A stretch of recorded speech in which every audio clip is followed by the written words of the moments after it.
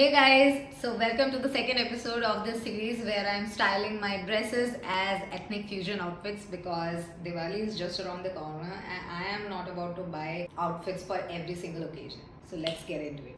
So the next dress we are going to style is this rusty orange colored dress from Myntra that I got a few months back, but I am yet to wear it because I wasn't able to fit into this dress.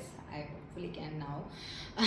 So let's just style this dress so that I can finally wear it. I fit into it. Now let's just put these flared pants. These pants actually have pockets. Let's get a dupatta. I think pinning the dupatta over here and putting it like this will make it look more put together. Let me just do that. Much better. Now it's turn for accessorizing. So I'll show you what I am going to pair this outfit with. So I am going in with these heavy jhumkis.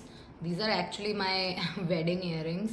You can also go with pearl loops or hoops.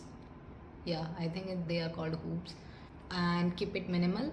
I'm gonna leave my neck bare because I think that's the vibe we are going for.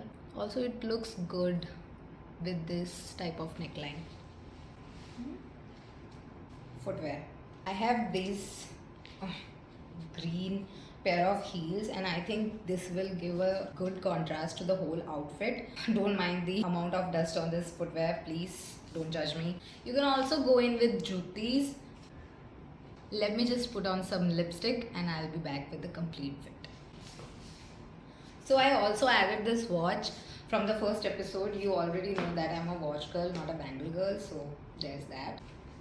I think this looks pretty good. Is it just me or did I just nail the second look as well?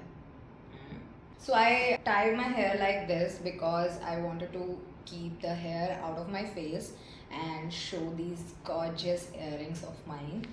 So yeah, this is the final look. Do let me know if you will try this. Bye bye.